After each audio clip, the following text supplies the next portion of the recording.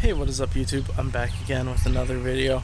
So today, now that I finally got all my pistol belts in the mail that I've been waiting on, I figured I'd do a review, or in comparison, of all the different Davis belt buckles that the US military used.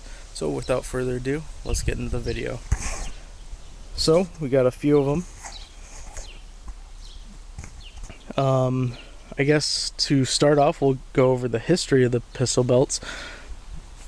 So it was in 1956 when the U.S. officially adopted the M56 or M1956 field year.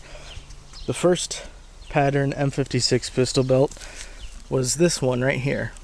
It had a horizontal weave and a ball and hook brass fastener. These were made in conjunction with the vertical weave pistol belts up until about 1965. In 1961, there's no exact year, but it is believed that in 1961 the pistol belts got revised to the vertical weave. That's this one. So it's the exact same belt, except the weave goes from horizontal to vertical. For horizontal, think H, there's the bar in the middle like this, and then vertical, the V goes up, so the weave is up. They still kept the ball and hook fastener. You can find photos of these as early as 1962, but it is believed that it got revised along with the M61 butt pack, and the ammo pouches all in 1961. But like I said, the horizontal weave was in production up until about 65 while running alongside the vertical weave pistol belt.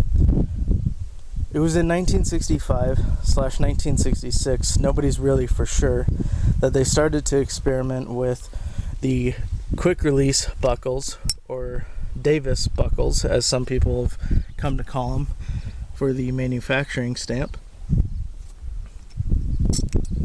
Basically a T-buckle with a trapezoid shaped piece of aluminum. And you can find these buckles on horizontal weave M56 belts and vertical weave M56 belts. This one is in used good condition, and this one is in used excellent condition. Both are size large, and both are manufactured by Davis. There was one other manufacturing company that made these. These are sometimes called experimental or XM66 belts, or M65 pistol belts, or M1966 pistol belts. But usually whenever people call them that, they're referring to the M56 pistol belt with these Davis belt buckles. These belts were made like this, so it's not that somebody took the buckles off and had them placed on an M56 belt. Basically, this was just a small run of quick release pistol belts that the military tried and realized that, for the obvious reasons of these buckles coming undone on their own, that they're not that great, and they make a lot of noise. So both of these were only made, it's unknown, but estimated from 1965 to 66, so just a year. Then, when they adopted the M1967 gear, they revised it with a nylon pistol belt with the Davis buckles again, or quick release buckles.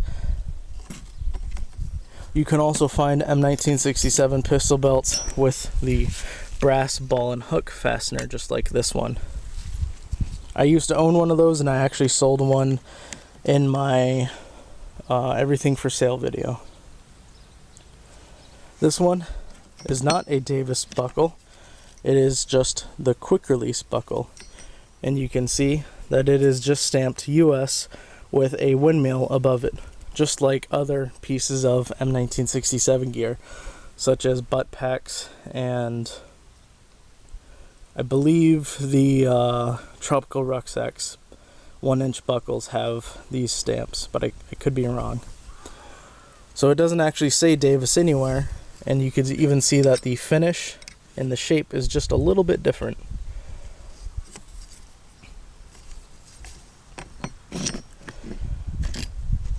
Now, the correct nomenclature of these belts, or wording. So these M65 or M1965 or M1966 or M66 pistol belts, M67 or M1967 pistol belt, and then this oddball up front. This is a made in Korea aftermarket pistol belt from the 70s or 80s. It is 100% cotton. A good way to tell that it's aftermarket, not only by the tag, is that these are steel and they're heavier than the aluminum ones. They are not stamped at all. They don't have a Davis stamp. They don't have the US stamp. This is technically an M36 pistol belt. You can tell because the left side of the belt is sewn, whereas the right side is just adjustable. The rest of these are adjustable on both sides. And you have the single snap for the 1911 ammo pouch. This is an aftermarket piece. They were never issued like this at all. You can still get these for about $15, and that's how much I paid for this one. They're cool fantasy belts, but they are rather small. They only adjust to about 40 inches, if that. And they rust easier and fall apart easier, but they're not as cheap as the Rothko ones today. I've been thinking about making a fantasy piece with this and cutting off the buckles, but I'm not sure. So between all these belts, and this is a problem that I ran into when I was trying to find this large M67 pistol belt. You can still see the stamp right there, L. And although it is a large, it is shorter than the M56 larges by about 4 or 5 inches.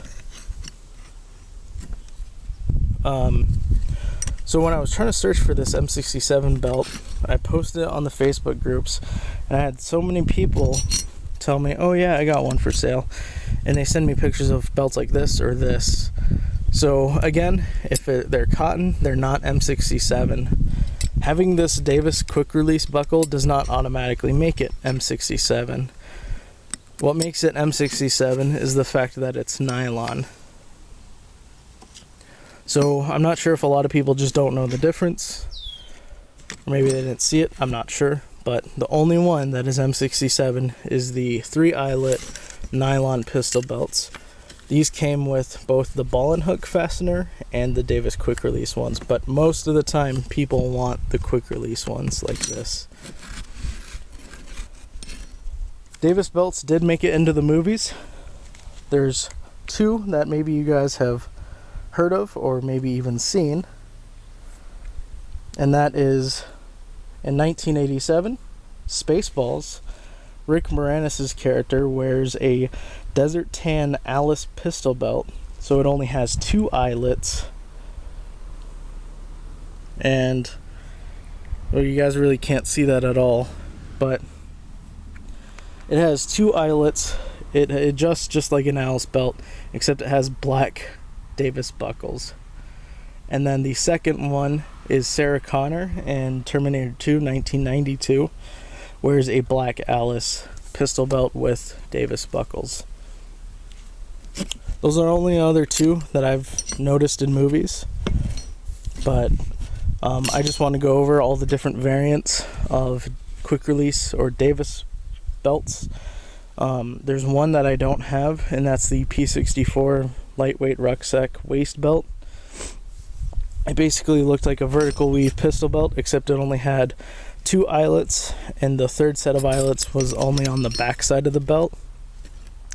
And there were 2 halves of a belt that adjusted together, and that was the rucksack waist strap, which was designed so that you could attach ammo pouches to it, or bayonets, or any M1910 hooks.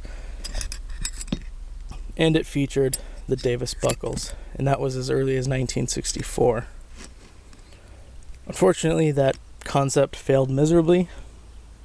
One of the reasons, of course, because these come undone, and another one because, let's say you did have all your pouches onto your rucksack waist strap, and then you needed to ditch your ruck, well, you just ditched all your ammo and gear. So another reason why that failed. But those belts are extremely hard to find. I'd love to get my hands on one someday. Probably never will though, because they are just that hard to find. That's going to wrap it up for this video. Hope you guys enjoyed it. A nice overview of all the Davis buckles, or Davis belts, quick release belts, whatever you want to call them. Hope you guys learned something new. If you guys have any questions, I'll do my best to answer them below. And as always, have a nice day.